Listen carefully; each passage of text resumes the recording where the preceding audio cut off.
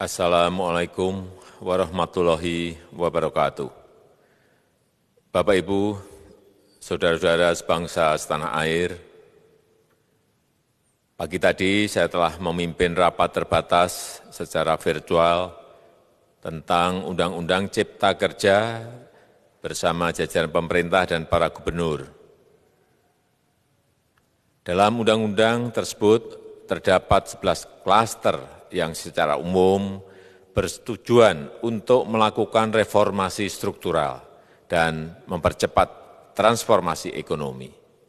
Adapun klaster tersebut adalah urusan penyederhanaan perizinan, urusan persyaratan investasi, urusan ketenagakerjaan, urusan pengadaan lahan, urusan kemudahan berusaha, urusan dukungan riset dan inovasi, urusan administrasi pemerintahan, urusan pengenaan sanksi, urusan kemudahan pemberdayaan dan perlindungan UMKM, urusan investasi dan proyek pemerintah, serta urusan kawasan ekonomi.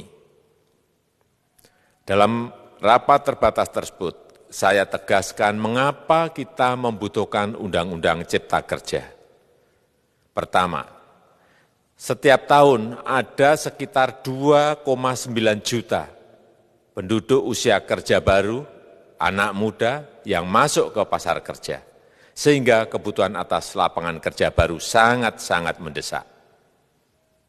Apalagi di tengah pandemi, terdapat kurang lebih 6,9 juta pengangguran dan 3,5 juta pekerja terdampak pandemi COVID-19.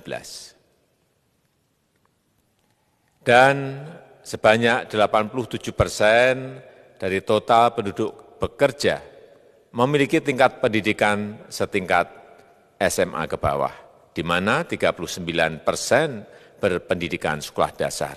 Sehingga perlu mendorong penciptaan lapangan kerja baru, khususnya di sektor padat karya. Jadi, Undang-Undang Cipta Kerja bertujuan untuk menyediakan lapangan kerja sebanyak-banyaknya bagi para pencari kerja serta para pengangguran. Kedua, dengan Undang-Undang Cipta Kerja akan memudahkan masyarakat, khususnya usaha mikro kecil, untuk membuka usaha baru. Regulasi yang tumpang tindih dan prosedur yang rumit dipangkas. Perizinan usaha untuk usaha mikro kecil UMK tidak diperlukan lagi, hanya pendaftaran saja. Sangat simpel. Pembentukan PT atau perseroan terbatas juga dipermudah. Tidak ada lagi pembatasan modal minimum. Pembentukan koperasi juga dipermudah. Jumlahnya hanya 9 orang saja. Koperasi sudah bisa dibentuk. Kita harapkan akan semakin banyak koperasi-koperasi di tanah air.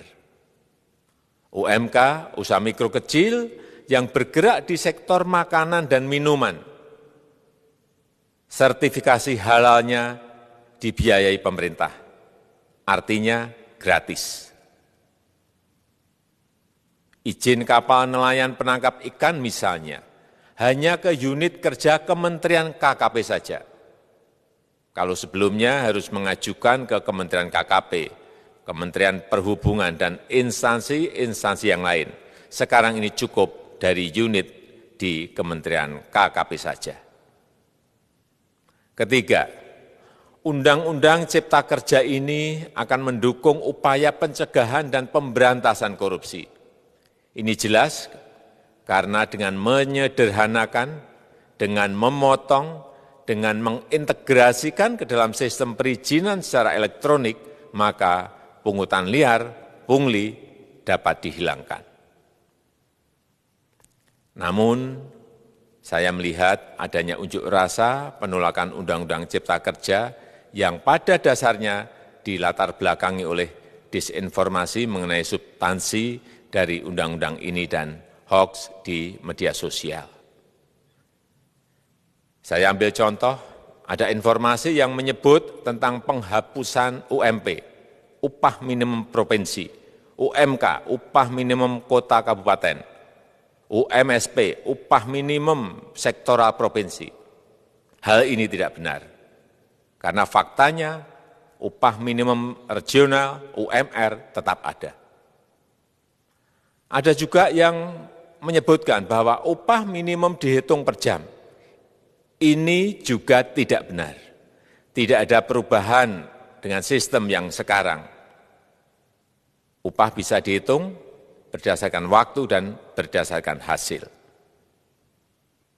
Kemudian adanya kabar yang menyebutkan bahwa semua cuti sakit, cuti kawinan, cuti khitanan, cuti baptis, cuti kematian, cuti melahirkan, dihapuskan.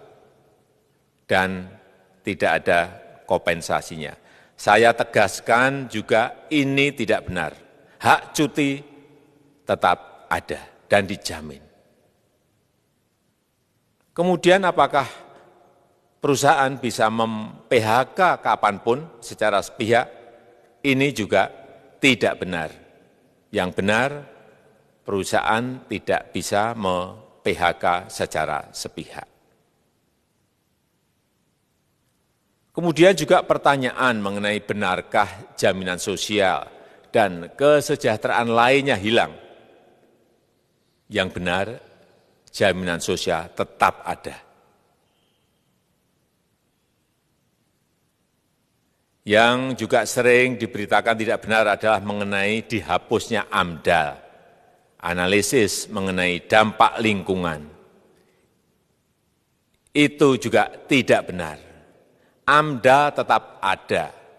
Bagi industri besar harus studi AMDAL yang ketat. Tetapi bagi UMKM lebih ditekankan pada pendampingan dan pengawasan. Ada juga berita mengenai Undang-Undang Cipta Kerja ini mendorong komersialisasi pendidikan. Ini juga tidak benar. Karena yang diatur hanyalah pendidikan formal di kawasan ekonomi khusus, di KEK. Sedangkan perizinan pendidikan tidak diatur di dalam Undang-Undang Cipta Kerja ini. Apalagi perizinan untuk pendidikan di pondok pesantren. Itu tidak diatur sama sekali dalam Undang-Undang Cipta Kerja ini. Dan aturannya yang selama ini ada tetap berlaku.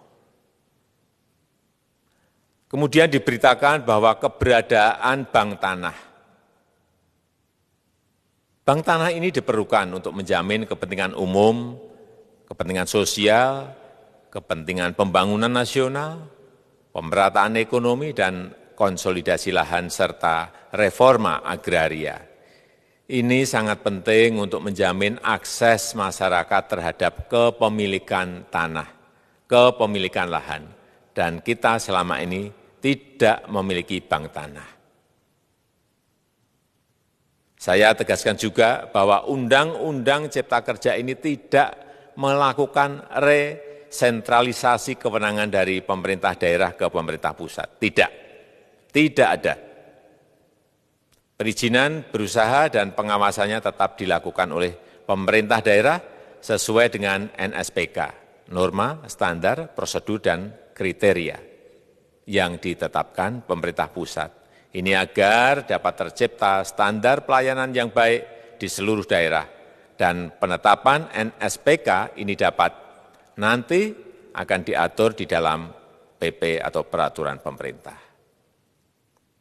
Selain itu, kewenangan perizinan untuk non-perizinan berusaha tetap ada di Pemda, sehingga tidak ada perubahan. Bahkan kita melakukan penyederhanaan, melakukan standarisasi jenis dan prosedur berusaha di daerah.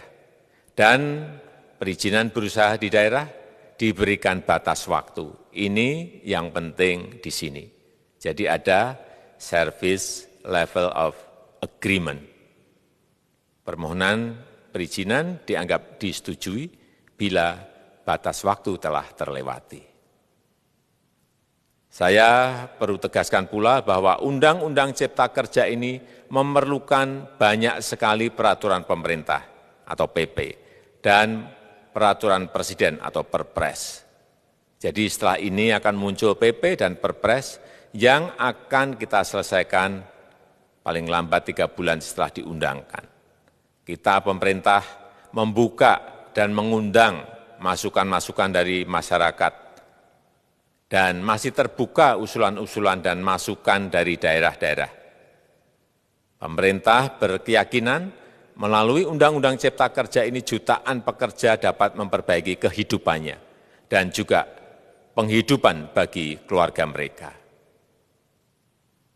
Dan kalau masih ada, jika masih ada ketidakpuasan terhadap Undang-Undang Cipta Kerja ini, silahkan mengajukan uji materi atau judicial review melalui MK, Mahkamah Konstitusi. Sistem ketatanegaraan kita memang mengatakan seperti itu. Jadi, kalau masih ada yang tidak puas dan menolak, silahkan diajukan uji materi ke MK. Saya rasa itu yang bisa saya sampaikan pada kesempatan yang baik ini. Terima kasih. Wassalamualaikum warahmatullahi wabarakatuh.